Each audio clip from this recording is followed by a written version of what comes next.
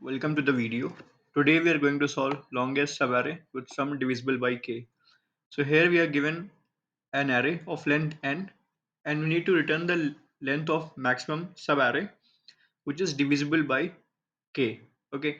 So in example 1 you can see out of the length of 6 there are the maximum subarray length is 4 which is 7, 6, 1 and 4 which will yield us the sum 18 which is exactly divisible by 3 and it is longest. If you can add any element from the array to this subarray, it will not give us divisible by 3. Okay.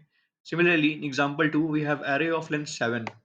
Okay, but if we take this subarray 2, minus 5, 12, 11 and minus 1, this will yield us the sum minus 3 and minus 3 is divisible by 3. So the length of maximum subarray divisible by k in example 2 will be 5. And to reiterate, we have to return the subarray. Subarray are always continuous and not discontinuous. So to begin with our approach, I will be using hash map. So I will be creating a hash map which will store the current remainder along with their index. Okay, I will initialize it. Now I will create two variables, current, which will store the current remainder, and result. Result will be the maximum length till here. Okay, till current. So now I will create an eval enum loop in the array. Now I will store the current, which will be current plus j mod k, which will store the remainder till here, remainder till current element, current which we are currently at. Okay. Now if this now after calculating the value of current, we will check if current is already visible or already available in our dictionary or not. If current is not in dictionary, then we will append it, initialize it with I, that this is what we have got now.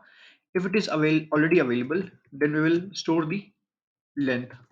It will help us calculate the length, and length will be what, maximum of result, which is maximum result length which is already available to us, or the length till here, length till current element. Okay, so to reiterate, we have calculated the current remainder, current index remainder. If current is already available, then we will return the length till here, length till either the already greater length or what, length till this current index. Okay, and if it is not, then store it in the dictionary. This way we will populate our dictionary hash map, and at the end we will just need to return our maximum length, which is result in our case. I will submit it. Yeah, it does the job in pretty less time. So I hope you enjoyed it. Thank you. Have a nice day.